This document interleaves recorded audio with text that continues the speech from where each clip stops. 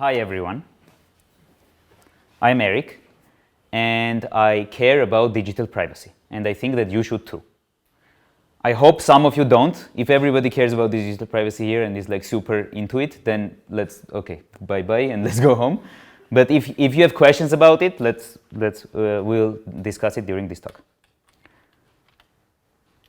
So here's how the talk will go. I'm going to talk about digital privacy from a personal perspective and bring arguments why you should personally care about digital privacy.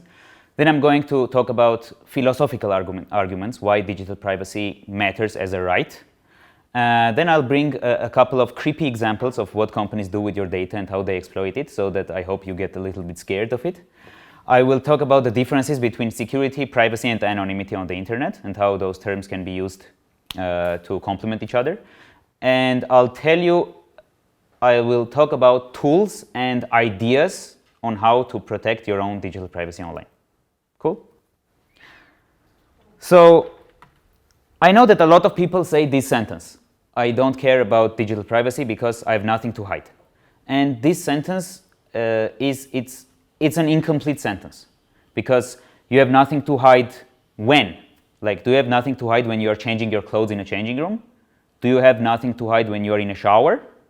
Do you have nothing to hide when you are protesting in an authoritarian state? Or when you visit websites or read articles that your government doesn't want you to know? Secondly, you have nothing to hide from who? When you click that button, share my location, in Telegram or WhatsApp or whatever app you are using, do you not care who sees that? Or you want that particular person to see it? Or do you not care that abusers might know where your children are? Or do you not care if fraudsters know your banking details? This is, of course, all of this is just manipulation and wordplay, and I'm trying to trick you. Of course, these are normal situations, right? Normally, you're a normal person doing normal person stuff, and normal people shouldn't care about their privacy because, like, you're not doing anything illegal or questionable. So let me give you examples of things that maybe are normal and you still care about your privacy. Imagine you're sitting at your home desk and you're working on your computer. You're not naked, you're not singing some stupid song out loud, and you're not looking at anything questionable on your computer. Okay, you're just sitting working. And you notice that your neighbor is watching you from his home with binoculars. He's watching you. You're not doing anything wrong. I'm pretty sure you will still show him the middle finger and close your curtains, and you might even go and fight him. And this is not because you have nothing to hide, it's because you have nothing to show. If you are a normal person, and if you're still not convinced, and if you still think that you're a normal person and you have nothing to hide, then please, this is my email address. It's actually an email address I have, yes? Yeah? I want you to, after this talk is finished, please open your email, whatever front end, write this email address and send me all your usernames and passwords. I'm not going to use them. I'm not going to send emails on your behalf or send messages to people on your behalf. I'm just going to look through, okay? I'm just going to open your emails, read your emails, maybe see a few nudes of your exes, just generally browse through your internet activity, okay? This section was to show that you already do care about privacy. And I hope that I was able to persuade you that you already do care about your privacy. But let me also talk about this question from a philosophical perspective and not purely a personal perspective. There is one of the major differences, you could say, between authoritarian and democratic systems is that in an authoritarian system, the authority decides what rights you have and what rights you don't have. In a democratic system, it should work like this. It doesn't, of course, but in a democratic system, you are presumed to have basically all of the rights, and whenever the state or the authority in that system wants to take a right away from you, it needs to persuade you and it needs to bring reasons why this right is being taken away from you. If you say that I don't care about privacy, you are essentially giving away this right for free. As Snowden says, if you don't know Snowden, he's a guy who in 2013 leaked private NSA and CIA documents and showed the world how American government spies on people. He says, saying I don't care about privacy because I have nothing to hide is like saying I don't care about free speech because I have nothing to say. Or saying I don't care about free press because I don't like to read. Or saying I don't like freedom of assembly because I'm lazy and I want to sit on my couch all day. Even if you disagree with all my points from the previous slides and you think that privacy shouldn't be a right and like you don't care about privacy, I still believe that you should strive to protect digital privacy. Just like I believe that you should protect freedom of religion even if you're an atheist. You don't know when this right will be important to you. Okay, next. What if you, okay, this is another thing. What if you trust the company, okay? So you wouldn't give your password or your location to anyone else in this room, but Google, you love Google, okay? You love Google, you love their services, you love their products, they're perfect, and you trust them, and you don't think that they will ever misuse your data. Okay, let's say you're this guy. Okay, weird guy, but still.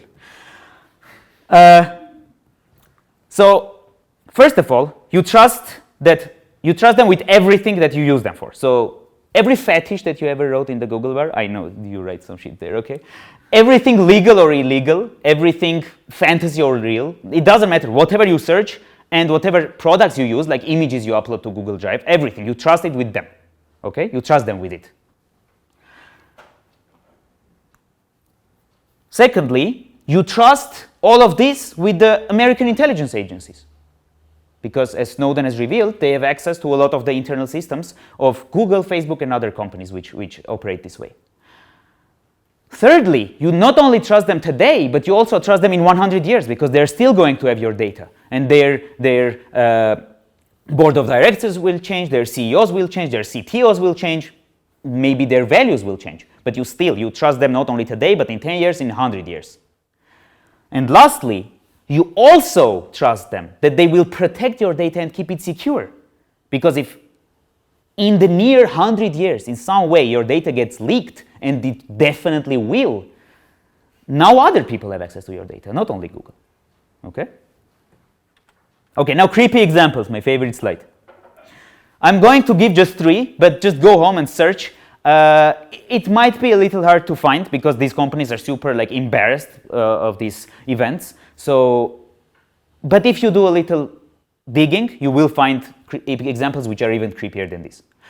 So firstly, this happened recently, actually. Amazon Ring cameras. So Amazon has cameras, Ring cameras. You put them in your home, in your bedroom maybe. Kinky for the employees, honestly. And you can monitor whatever is happening in your home, in your driveway, whatever. So recently it has turned out that Amazon employees have access to your Ring camera. They can open and watch you on your Ring camera whenever they want. This isn't Jeff Bezos. Maybe you like Jeff Bezos. This is Jeff, okay? Just a Jeff who works at Amazon. Secondly, another example. So in the recent years, there have been, I remember reading a source which said 100,000, but I'm going to go down a little bit because I don't remember the source. There have been tens of thousands of cases when Google search histories were used in divorce courts. Okay? So you're divorcing and your ex-wife who hates you can now see your Google search history and use everything you have searched against you. Okay? I hope you like that. And probably the most famous case, Facebook Cambridge Analytica case. This is actually something I want to drive forward, and people think. Let me see how I can phrase this because I haven't written this down. If a company has a lot of data on you, it can surveil your every move and predict your choices. If the company has even more data on you, it can control your choices. Facebook knew who to target. Facebook or Cambridge Analytica, it doesn't matter in this case. They knew who the potential election-changing people were, who are in the middle states, yeah? Because in America you choose either blue or red, and there are middle states who sometimes vote red, sometimes vote blue. Facebook knew them, and they knew what kind of misinformation campaigns to lead against them, to show them what videos to show, what labels to use for what people, so that they will change their opinion and vote for somebody that they wanted them to vote for. This isn't just surveillance. This isn't just predicting your choices. This isn't just showing you advertisement. This is controlling your thoughts and what information you have access to and how you react to external events in the world. Okay, this got a little too creepy. Let's talk about some ideas, okay? Security, privacy, and anonymity. So these are the three pillars of online protection. Security, privacy, and anonymity. Sometimes they are used interchangeably, but they actually mean like different things, and all of them have their own role in protecting your digital information. So security in the context of digital platforms refers to the measures taken to protect devices, network, data, and users from unauthorized access, theft, and damage. This was written by ChatGPT, by the way, these 2 lines. This refers to what passwords you set, how you encrypt or protect your data, etc. Privacy is who you want to see your data, how, when, and with what kind of access you want other people to see your data. And anonymity is essentially hiding your activity in the online world. Like, they don't know who you are. So anonymity is usually achieved by like blending in. Basically, if you and 10,000 other people look the same, wear the same clothes, wear the same masks, you will be untraceable among those 10,000 people. This is why the anonymous group, the well-known anonymous group, wears the masks.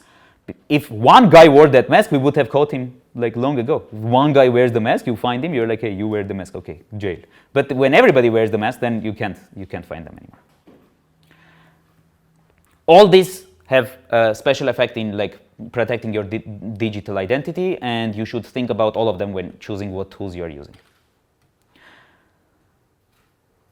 Okay, because we have a little bit more time, I'll talk about a bit more. So there are strategies which don't work. Okay, so some companies which want to appear as if they care about privacy, they say that they collect data and they don't show anyone that data, but they publish aggregate data to the internet, like de-anonymized aggregate data to the internet. No, anonymized aggregate data to the internet.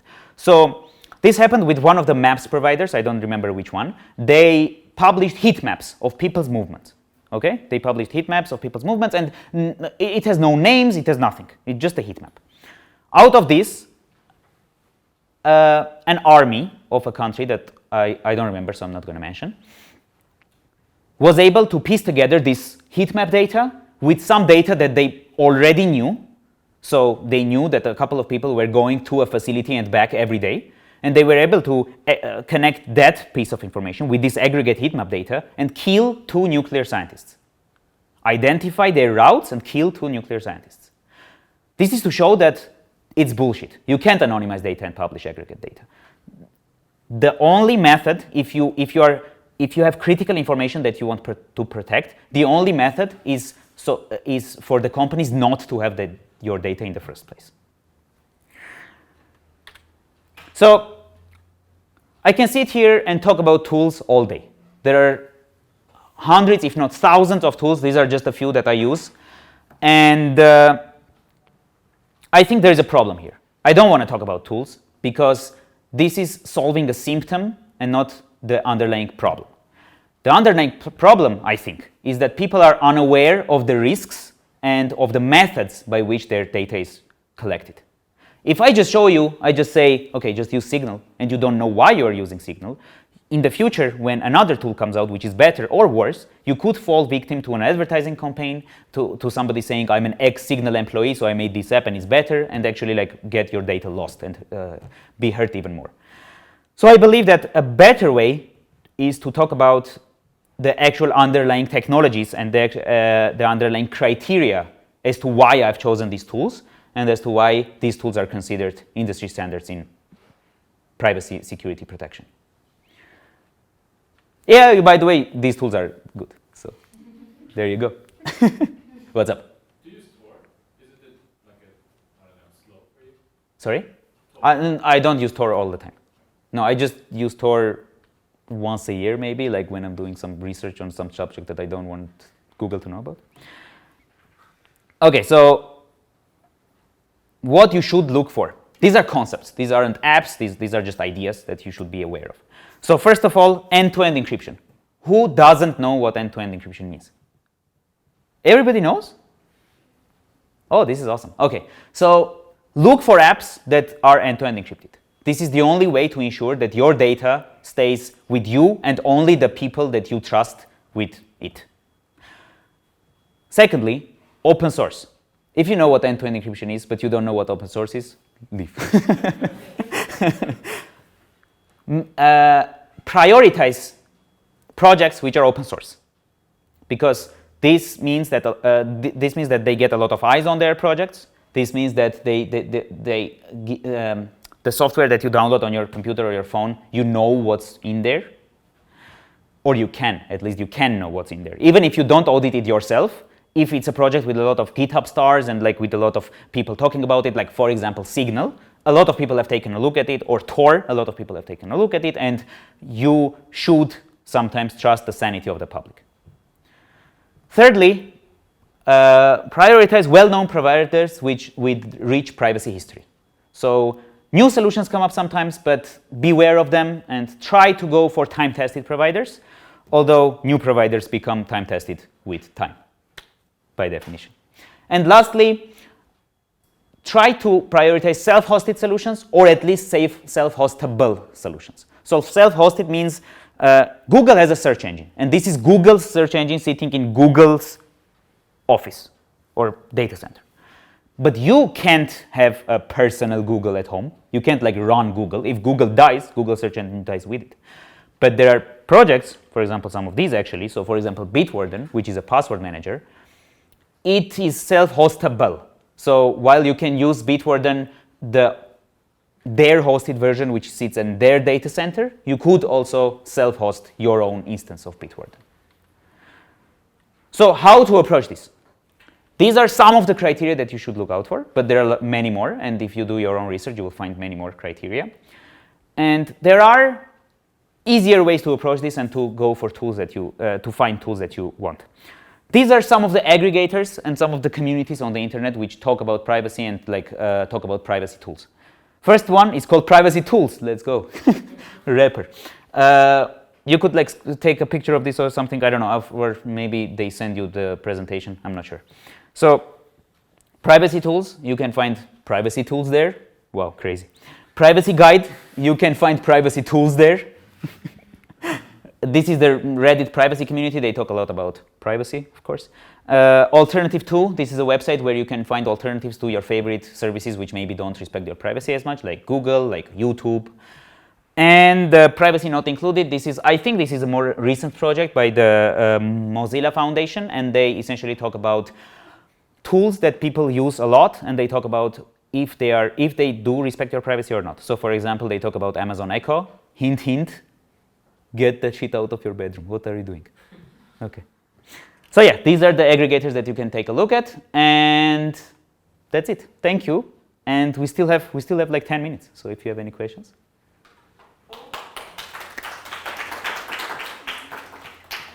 Yeah, what's up? Can you talk a little bit about the Brave versus DuckDuckGo?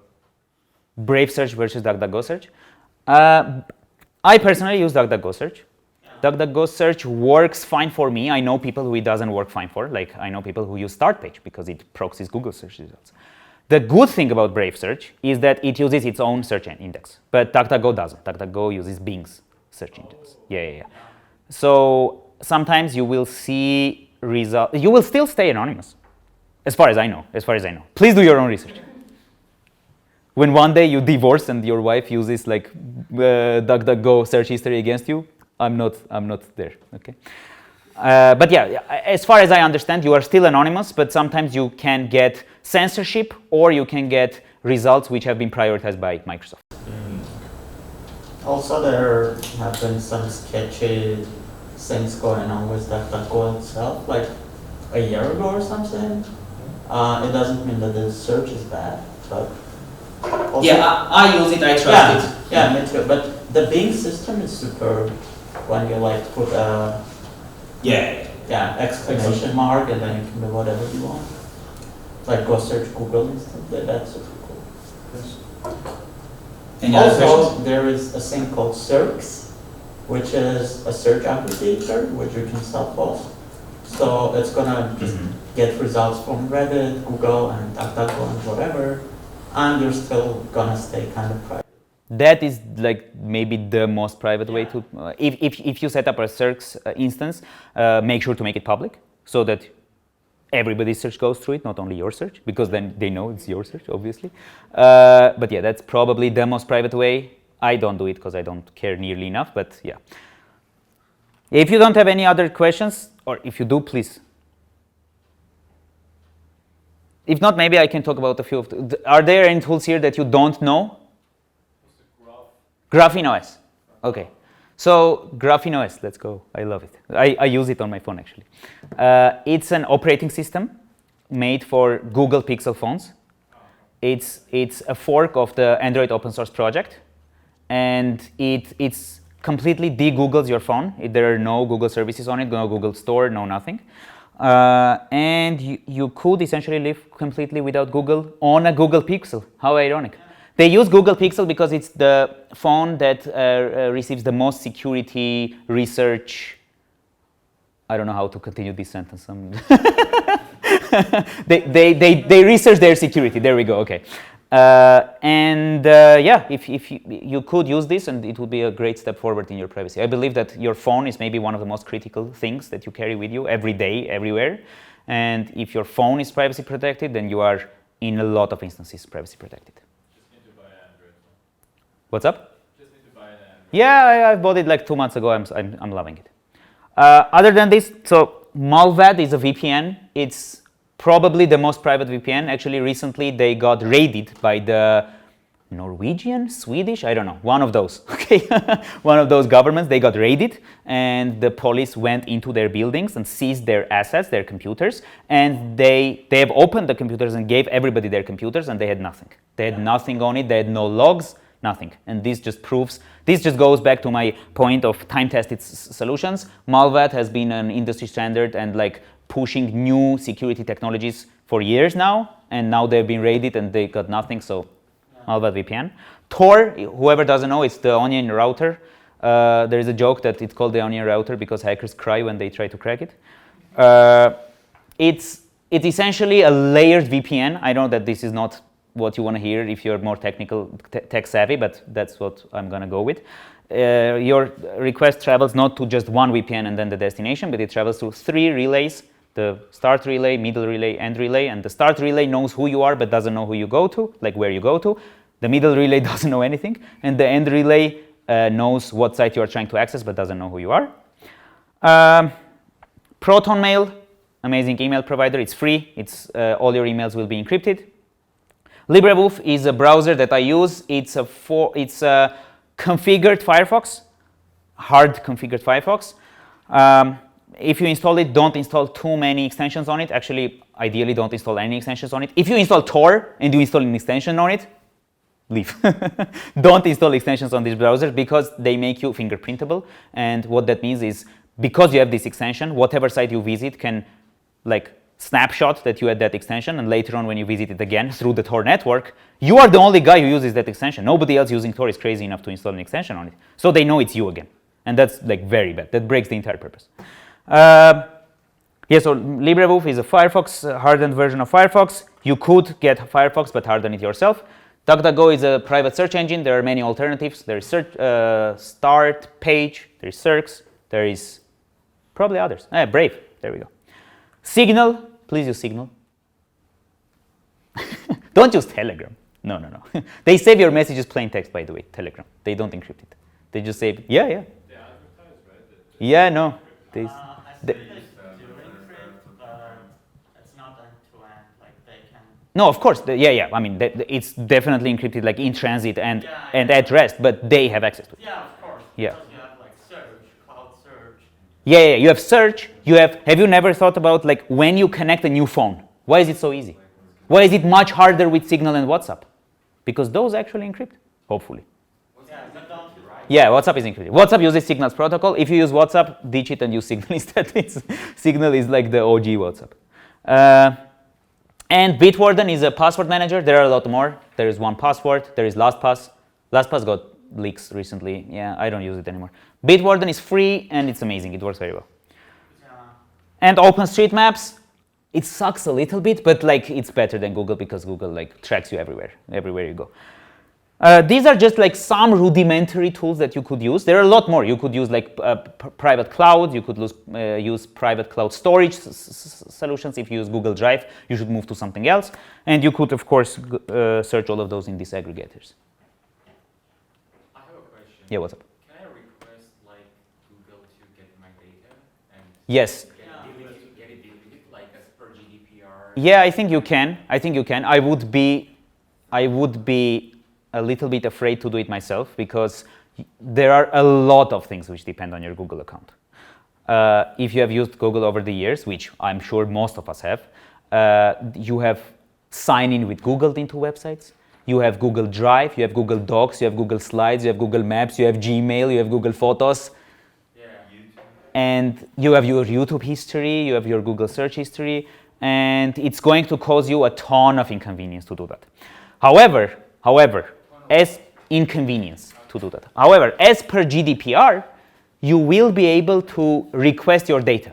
And I highly recommend requesting your data from Google and Facebook and see how much stuff they have on you. I requested data from Google. I got more than 10 gigs of data, and this doesn't include images. 10 gigabytes of text data they have on me. Okay? Yeah, it's bad. I'm scared. What's up? Did you ask for a deletion? No, I haven't asked for deletion. So first of all, you can never know if they actually deleted your data or not. Yeah, you hope they have, but I'm sure they keep some things. Secondly, even if they do delete, your data has been exploited and trained on already with machine learning models. I have multiple times written a name in my text editor using Copilot. Copilot is the automatic code completion thing. And after the name, I've gotten passwords. I've gotten personal computer names because those were accidentally committed in a repository. So now I can get them back through exploiting the machine learning model. Get the crypto wallet seed phrase. Yeah, you can get crypto wallet seed phrase if you use Copilot well enough. I'm so sorry. This is not a recommendation. You should avoid doing this. But also, if a crypto wallet has been committed to a public repository, it's already drained 100%. There are millions of bots looking for that, so don't even worry about it. No. See, I tried to like persuade them not to do it. Any other questions? We have 1 minute, one question. Okay, thank you.